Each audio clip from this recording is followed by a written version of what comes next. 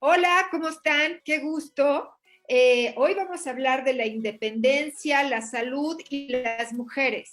Esto es un tema que me llama mucho la atención porque yo que podía hablar de la independencia, entonces pensé, bueno, si puedo hablar de las mujeres y si puedo hablar de las mujeres que realmente intervinieron en la independencia, pero ¿qué es lo que pasaba en ese entonces de salud? Porque pues a mí me interesa el tema de la salud. Entonces, para eso, invité a Luz María. Luz María es socióloga, es maestra en aprendizaje a distancia, es autora de 21 libros, entre ellos La historia del sismo en México, La historia del Palacio de Hierro, y lleva 35 años siendo profesora de el ITAM. Ella es Luz María Silva, tengo el gusto de presentárselas. Entonces va a estar aquí con nosotros y lo primero que yo te preguntaría, Luz María, es platícanos qué pasaba entonces, cómo estaba el rollo de la salud en ese entonces. De 1810, ¿qué pasaba? ¿Cómo estaba la Nueva España? ¿Qué pasaba en salud? La primera es el vómito prieto o vómito negro en Veracruz. Eso daba con mucha frecuencia y, por ejemplo, es una razón para que después, pasando el tiempo, cuando vienen Maximiliano y Carlota, aparte de que el puerto de Veracruz es una ciudad liberal y no los quieren, les da pavor que se vayan a enfermar de vómito prieto. Entonces los llevan corriendo a Puebla y es la razón por la que hicieron Jalapa. Jalapa, si te fijas, está mucho más tierra adentro y además mucho más alto que el puerto de Veracruz, porque así evitan esa epidemia. Entonces las grandes ferias comerciales son en Jalapa con la mercancía que viene de Europa, pero que les da miedo vender en el puerto. Y la gente de por ahí, con una mentalidad muy de vacuna, llevaba a las parturientas a tener a sus hijos en el puerto para que si se enfermaban de bebés y sobrevivían, pues ya iban a vivir hasta que se murieran mucho tiempo después, pero era una manera de, entre comillas, vacunarlos de forma natural. Por cierto, en la época de la independencia es cuando se empieza a generalizar el uso de la vacuna, palabra que quiere decir viene de la vaca. En 1812 ya hasta mataron a Hidalgo. Está Morelos en pie de lucha y empieza España, que está invadida por Napoleón, o sea, los de Cádiz, a mandar algunas tropas a las colonias que se están tratando de separar. Entonces el batallón de Castilla, tal vez lo trajo ellos, o fue en Veracruz que la pescaron, de eso no hay evidencia histórica, les da fiebre amarilla y se mueren la mitad de la tropa y además contagian a los de Jalapa. Luego en 1813, esa sí es una epidemia mucho más grande. Les da fiebre petical, eso que quiere decir que te salen manchas en la piel. No se sabe bien qué clase de enfermedad fue. Se cree que era tifo por las manchas, aunque las fiebres eran durísimas como el paludismo. Entonces no están muy seguras de si fue tifo o fue paludismo. Pero el caso es que empezó en donde estaban las tropas de Morelos, que es Michoacán, Acapulco y Cuautla. ¿Por qué? Pues porque la gente empezó a emigrar. Y entonces eran enfermedades locales. A la hora que empiezan a emigrar a la Ciudad de México y a otros lados, pues traen el contagio y se contagian y hay una gran epidemia. Luego en el 14 pasa lo mismo, pero ahí sí con la viruela. De Veracruz, del puerto, se va a Perote, a la Ciudad de México, a Tlaxcala e Hidalgo. Y entonces el virrey Calleja empieza como ahora: detecto quienes están enfermos, los aíslo y empiezo a vacunar las poblaciones. Matan a Hidalgo y Morelos, que fue su alumno en la Universidad de Nicolaita, en Morelia, hereda el movimiento. Nada más que Morelos es un hombre súper capaz, es un gran estratega y ese En realidad no se sabe si Hidalgo declaró o no la independencia, o solo estaba en contra de las castas y de la desigualdad y demás. Y además había una gran hambruna, porque es cuando Napoleón invade España, y entonces aquí no hay crédito para la agricultura, y pues si no tienes lana, como siembras, y si no siembras, pues no comes. Creo que ha llegado el momento de hablar de las mujeres en la independencia. Bueno, Quiero que me cuentes esto, porque yo cada vez que veo un grito, nada más oigo a dos mujeres, a la corregidora y a Leonora Vicario.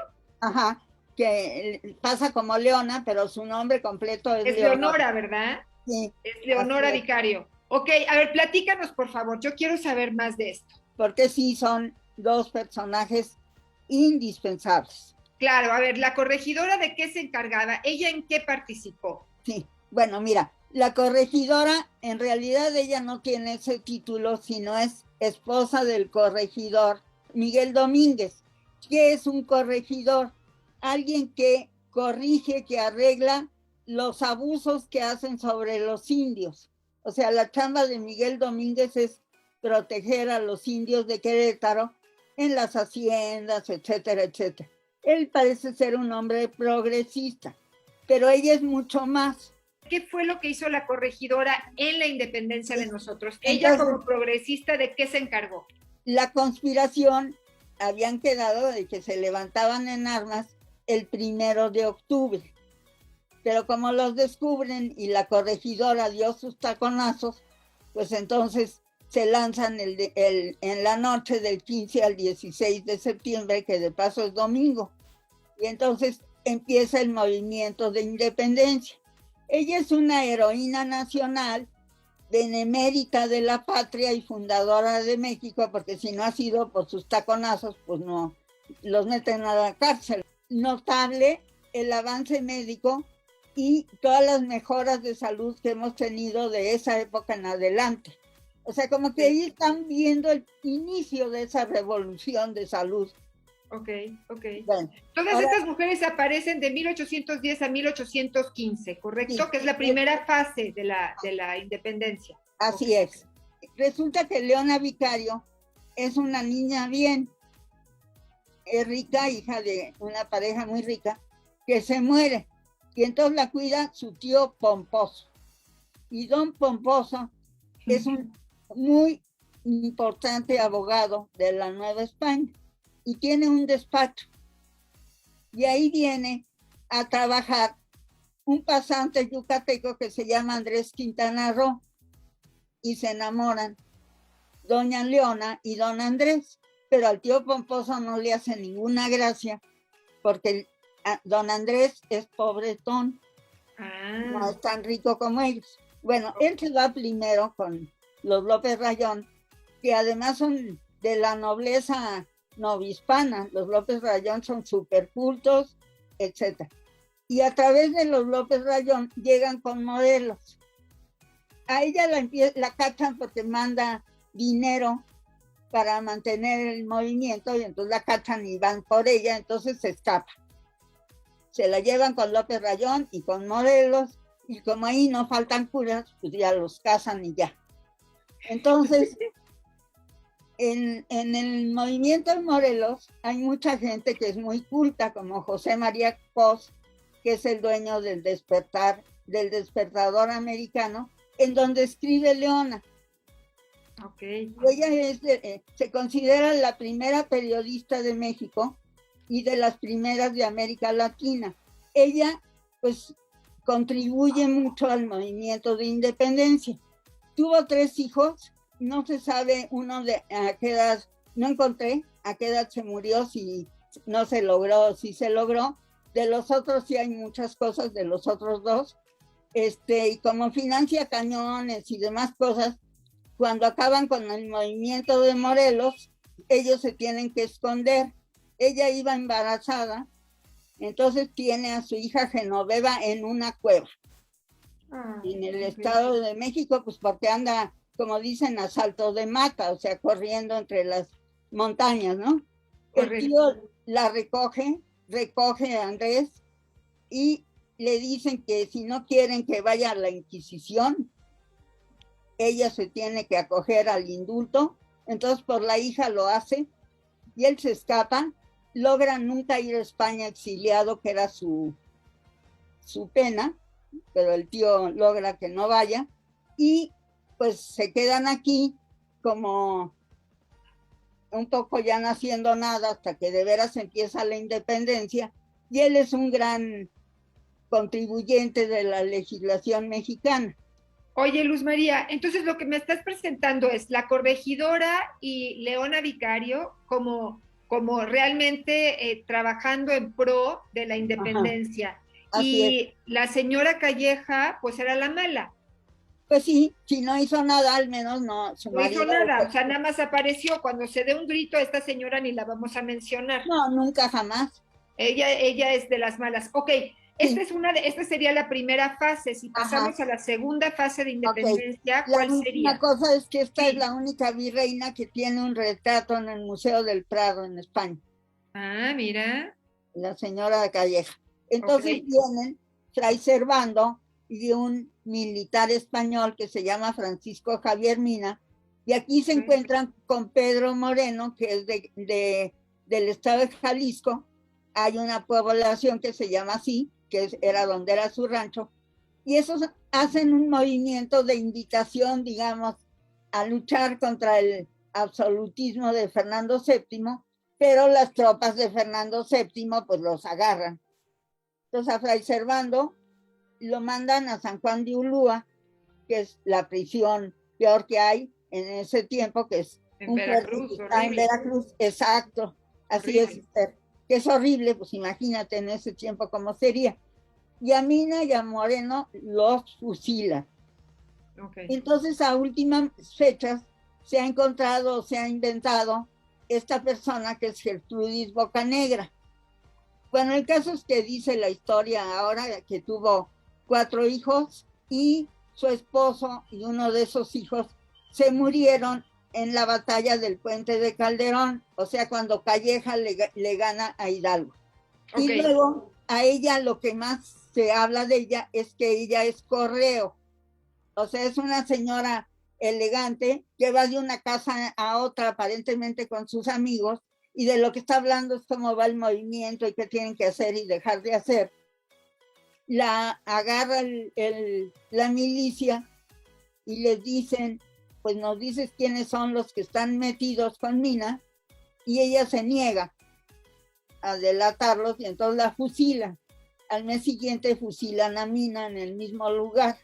Es una mujer valiente, ¿no? Pues digo, Valiente y murió por no leal, ser ¿no? chismosa, para que vean que las mujeres no somos chismosas. Así es. O sea, es Ok, valiente y leal porque además protegió a toda su gente. claro. Oye, pero entonces ella sí podría ser parte del grito, debería de ser parte del grito de Gertrudis Bocanegra. Pues mira, si no es, al menos sí va a ser parte del... Están preparando, ya empezaron el año pasado, lo que Ajá, llaman el Paseo de las Heroínas, que ok. es una parte del Paseo de la Reforma, de Ay, donde qué está bien. la independencia, el ángel de la independencia a las rejas de Chapultepec. Entonces quieren poner entre 12 y 14 mujeres valiosas. De la época de independencia ya pusieron a Leona Vicario, que es la única estatua que hoy está puesta.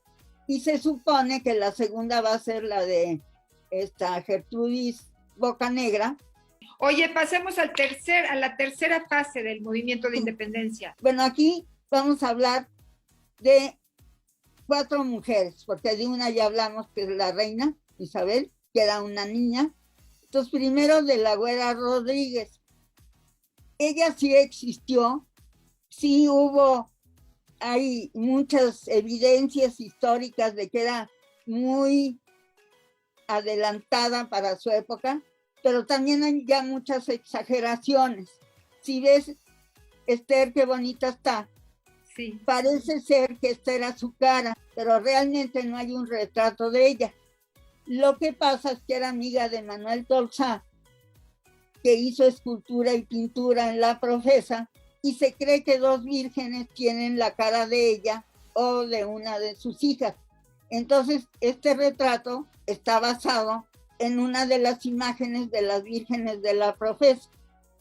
Okay. Era extraordinariamente bella porque la señora Calderón de la Barca, que viene cuando ya México tiene relaciones con España y escribe 2 años de su estancia en México, dice que era una mujer preciosa y ya tenía cerca de 60 años.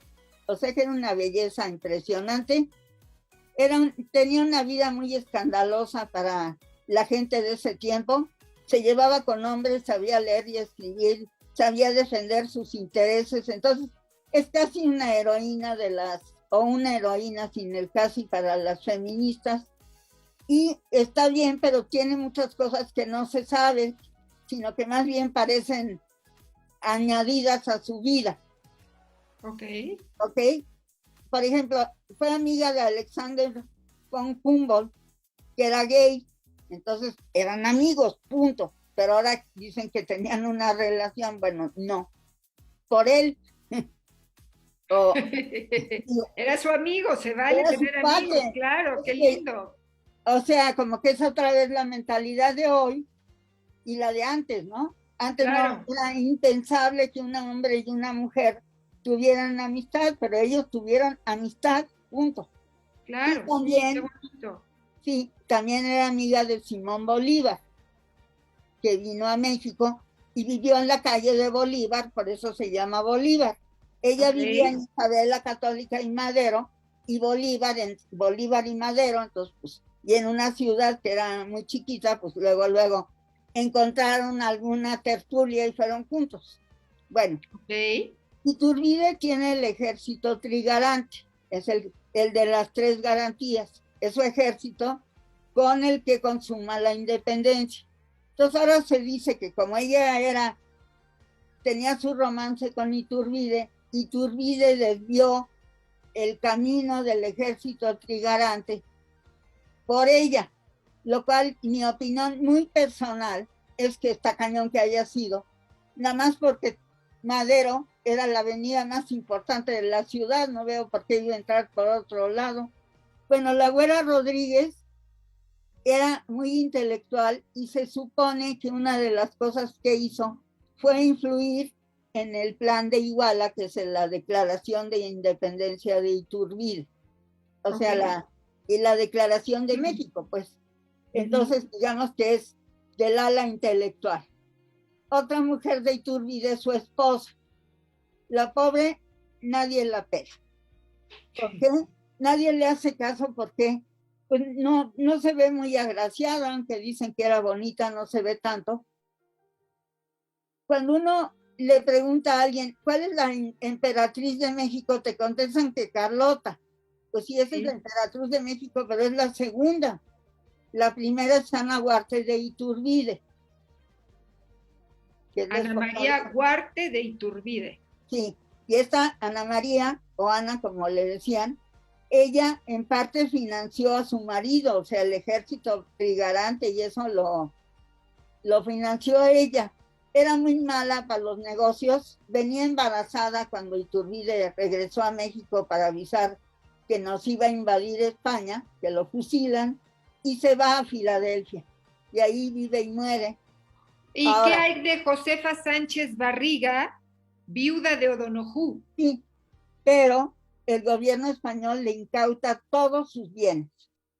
El gobierno mexicano le dice, no hombre, no te apures, nosotros te mantenemos y vas a tener 5,000 pesos al año, lo cual era muchísimo, pero, pequeño detalle, el imperio dura menos de un año, y entonces, o sea, el imperio dura del 22 de mayo de 1822 al 19 de marzo de 1823. ¿Y entonces ella qué? ¿Se muere de hambre o qué hace la pobre? Bueno, entonces empieza a tener cada vez más problemas, porque además los federalistas no le pagan la pensión, solo cuando hay gobierno conservador. Pues mira, vivió más o menos, algún tiempo no te puse, pero vivió como 40 años, o sea, se murió como de 60, y de eso se pasó más de 25 en México, pues cada vez tenía peores condiciones. Entonces, como no encontré un retrato de ella, este era su palacete, y cuando llegó, ya muy deteriorado, en la esquina de Tacuba e Isabel la Católica, y entonces pues primero vivió adentro y después afuera y pedía limosna ahí. Pedía limosna. Yo reconozco la independencia de Nueva España si ustedes se comprometen a que no se van a meter ni por equivocación en Cuba, que eso era lo que más les preocupaba, porque había sido una capitanía general de Nueva España. Entonces, el trato es que no nos metemos con Cuba y ella nos reconoce. Finalmente nos reconoce en 1836. Me encanta. Pues, Y y yo, bueno, yo creo que te voy a tener muchas veces con nosotros ilustrando. Una maravilla, Luz María, me gustó muchísimo. Y bueno, pues estamos en contacto y esto fue la independencia de México y una reseña de cómo estaba la salud en ese entonces, que bueno, Veracruz tenía grandes problemas. Pero bueno, y también ya nos platicaste de la vacuna, cómo había una vacuna en esa época y bueno, de cualquier forma la independencia de México se dio. Te agradezco muchísimo el haber estado con nosotros y estamos en contacto. Cerramos nuestra grabación. Gracias por acompañarnos.